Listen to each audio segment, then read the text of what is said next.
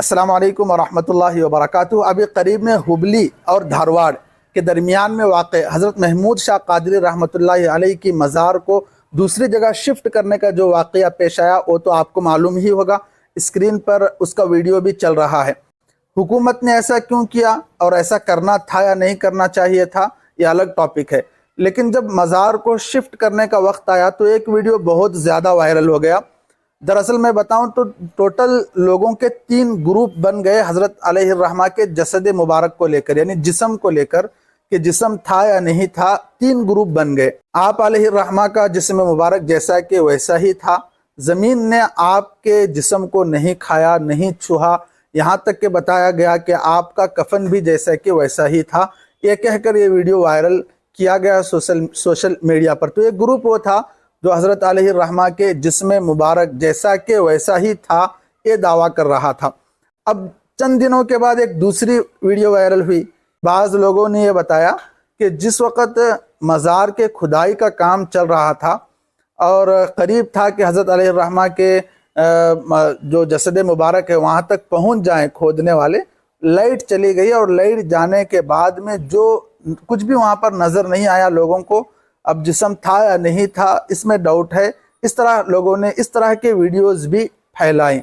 یہ دوسرا گروپ تھا جن کا یہ کہنا تھا ایک حساب سے کہ وہاں پر جسم پورا کا پورا صحیح سلامت نہیں تھا، یہ دوسرا گروپ کی بات تھی۔ تیسرا ایک گروپ ان لوگوں میں پیدا ہوا کہ تیسرے گروپ والوں نے کہا کہ نہیں بھائی، اگر لائٹ چلی گئی تھی تو یہ بھی اللہ کی ایک حکمت تھی۔ حکمت یہ تھی تاکہ ہم گنہگاروں کے گنہگار آنکھیں حضرت کے جسم پر نہ پڑیں، اس لیے اللہ تبارک و تعالیٰ نے لائٹ نکال دی اور لائٹ چلی گئی تاکہ ہماری گنہگار آنکھیں حضرت کے جسم کو نہ دیکھ پائیں۔ تو اس طرح 3 گروپ میں لوگ ڈیوائیڈ ہو گئے۔ پہلے گروپ والوں نے جسم جیسے ہے، جیسا زندگی میں تھا ویسے ہی رہنے کا دعویٰ کیا۔ دوسرا گروپ وہ تھا جس کا یہ کہنا تھا کہ جسم جیسے کہ ویسا نہیں تھا۔ تیسرا گروپ اور ان کی جو وجہ بیان کی گئی یہ تھی کہ لائٹ چلی گئی تھی، کچھ نظر نہیں آ رہا تھا، جو ہے حقیقت کسی کو معلوم نہیں۔ تیسرے گروپ کے لوگوں نے کہا کہ اللہ کی طرف سے ایک حکمت تھی لائٹ جانے کی تاکہ گنہگار آنکھیں حضرت کے جسد مبارک پر یعنی جسم پر نہ پڑیں۔ تو لوگ 3 گروپ میں ڈیوائیڈ ہو گئے۔ تو بہرحال ان تینوں گروپ کے لوگوں کو ایک طرف رکھیں، اسلامی اعتبار سے یعنی قرآن و حدیث کی روشنی میں اگر یہ سوچا جائے کہ کیا ایسا ممکن ہے کہ ایک بندہ، ایک انسان 300 سال پہلے جس کا انتقال ہو گیا، سینکڑوں سال پہلے جس کا انتقال ہو گیا، سینکڑوں سال کے بعد بھی اس کا جسم قبر میں جوں کا توں محفوظ رہ سکتا ہے کیا؟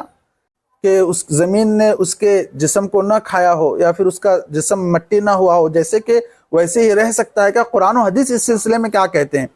اس لیے کہ یہ سوال بہت سارے چاہنے والوں میں سے بہت سارے لوگوں نے اس کے بارے میں مجھ سے پوچھا اور اس کے بارے میں معلومات حاصل کی، تو مجھے یہ ویڈیو بنانا پڑا۔ تو ان سارے اختلافات کو بالائے طاق رکھتے ہوئے قرآن و حدیث کے روح سے اگر اس واقعے کو دیکھا جائے تو یہ کوئی ایسی بات نہیں کہ جو ناممکنات میں سے ہے، یعنی ایسا نہیں کہ بھئی ایسا نہیں ہو سکتا، اس لیے کہ یہ تو ممکنات میں سے ہے۔ اس لیے کہ احادیث کی روشنی میں اگر دیکھا جائے تو انبیاء علیہم السلام کے جسموں کے بارے میں حدیث میں آئے کہ اللہ تبارک و تعالیٰ نے زمین پر حرام کر رکھا ہے اس بات کو کہ وہ انبیاء علیہم السلام کے جسم کو کھائے، یعنی جسم کو مٹی بنائے۔ تو تمام کے تمام انبیاء علیہم السلام اپنے قبروں میں، اپنے روضہ اطہروں میں سلامتی کے ساتھ محفوظ ہیں، یعنی زندگی جی رہے ہیں وہ، اب ان کے جسم بھی محفوظ ہیں اور ان کی جو ارواح طیبہ ہیں وہ بھی ان کے قبروں میں محفوظ ہیں۔ یہ احادیث سے ہمیں پتہ چلتا ہے۔ اب حضور علیہ السلام کی ذات کو ہم لیں تو ہمارا تو عقیدہ اہل السنت والجماعت کا یہ ہے کہ آپ علیہ السلام اپنے جسم کے ساتھ اپنے قبر میں زندہ ہیں، باحیات ہیں۔ اگر کوئی روضہ اطہر پر جا کر حضور علیہ السلام پر سلام پیش کرتا ہے، درود و سلام کا نذرانہ پیش کرتا ہے، تو ہمارا عقیدہ یہ ہے کہ آپ علیہ السلام ڈائریکٹلی اس کے سلام کو سنتے ہیں، اس کے درود کو سنتے ہیں اور اس کے سلام کا جواب دیتے ہیں۔ آپ علیہ السلام قبر میں زندہ ہیں جسم کے ساتھ۔ تو انبیاء علیہ السلام کی جسم مبارک زمین پر حرام کر رکھنے کی بات احادیث سے ہمیں معلوم ہوئی۔ اسی طرح شہداء کے بارے میں قرآن کریم کہتا ہے وَلَا تَقُولُوا لِمَنْ يُقْتَلُ فِي سَبِيلِ اللَّهِ أَمْوَاتٌ، یعنی جو اللہ کے راہ میں قتل کیے گئے آپ ان کو اموات یعنی مردہ نہ کہو، اگر لفظی ترجمہ کریں وَلَا تَقُولُوا لِمَنْ يُقْتَلُ فِي سَبِيلِ اللَّهِ اموات، یعنی ان لوگوں کو مردہ نہ کہو، بل احیاء ولیکن لا تشعرون، بلکہ وہ تو زندہ ہیں۔ اللہ خود کہہ رہا ہے کہ بل احیاء، وہ تو زندہ ہیں لیکن ان کی زندگی کا تم لوگوں کو شعور نہیں ہے۔ تو بہرحال احادیث سے پتہ چلا کہ انبیاء علیہ السلام کے جسم قبروں میں زندہ رہتے ہیں۔ اسی طرح شہداء کے بارے میں خود قرآن کہتا ہے کہ وہ اپنے قبروں میں زندہ ہیں۔ اسی طرح انبیاء علیہ السلام کے جو وارثین ہیں ان کے متعلق بھی یہ ممکنات میں سے یہ چیز ہے، یعنی جس طرح انبیاء زندے ہیں اور جس طرح وہ کامل حیات کے ساتھ وہ اپنے قبروں میں زندے ہیں، اس سے تھوڑا کم درجے کے اعتبار سے انبیاء علیہ السلام کے جو وارثین ہیں جیسے شہداء ہیں، صلحاء ہیں، اولیاء ہیں، علماء ہیں، ان میں سے بعض احباب وہ ہوتے ہیں جن کے جسم قبروں میں محفوظ رہ سکتے ہیں، سینکڑوں سال کے بعد کیا ہزاروں سالوں کے گزرنے کے بعد بھی ان کے جسم محفوظ رہ سکتے ہیں۔ یہ کوئی ناممکنات میں سے نہیں ہے۔ اگر حضرت محمود شاہ قادری رحمۃ اللہ علیہ کا جسم محفوظ تھا ان کے مزار میں، تو اس میں کوئی ایسی بات نہیں کہ جس کو رد کیا جائے یا جس کا انکار کیا جائے۔ اور ایک بات اس میں خیال رکھنے کی یہ ہے کہ ایسا نہیں کہ جو بھی ولی ہے اس کا جسم محفوظ ہی رہے گا۔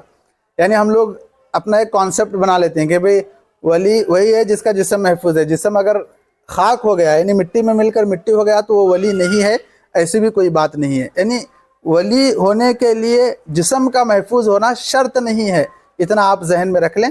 بعض اولیاء ہوتے ہیں جن کے جسم محفوظ رہ جاتے ہیں، تو یہ بات آپ ذہن نشین کر لیں۔ تو دوسری بات یہ ہے کہ اولیاء علیہ السلام کے بارے میں ہمارا جو خیال ہے کہ اولیاء تو بس وہی ہیں جو مزارات میں آرام فرما رہے ہیں یا جن کا سینکڑوں سال پہلے انتقال ہو گیا ہے۔ حالانکہ بات ایسی نہیں ہے، اولیاء کا دروازہ ابھی تک بند نہیں ہوا ہے، نبیوں کا دروازہ تو بند ہو چکا ہے، اسی طرح صحابی نہیں بن سکتے، تابعی اور تبع تابعی نہیں بن سکتے، لیکن اولیاء ولی جو ہے قیامت تک ولی بننے کا دروازہ کھلا ہوا ہے۔ آج کے زمانے میں اگر کوئی ولی بننا چاہے، اللہ اور اس کے رسول صلی اللہ علیہ وسلم کے احکامات کی پیروی کرتے ہوئے ولی بن سکتا ہے، ولی بننا ممکن ہے۔ تو ہر ایک مومن کی خواہش ہونی چاہیے کہ ہم اللہ کے ولی بنیں، اور اس کے لیے کیا ہیں؟ وہی ہیں جو قرآن و حدیث کی روشنی میں جس طرح زندگی گزارنے کا ہمیں حکم دیا گیا اس طرح سے ہم زندگی گزاریں گے تو انشاءاللہ ہم بھی ولی بن سکتے ہیں۔ تو اس کی تمنا ہم سب کو کرنا چاہیے اور اللہ سے دعا بھی کرنی چاہیے کہ اللہ تبارک و تعالی ہمیں بھی اپنا ولی بننے کی توفیق نصیب فرمائے۔ دعا کرتا ہوں کہ اللہ تبارک و تعالی پورے امت مسلمہ کو قرآن و حدیث کی روشنی میں چلنے کی توفیق نصیب فرمائے اور سب کو ولایت کا درجہ نصیب فرمائے۔ السلام علیکم ورحمۃ اللہ وبرکاتہ۔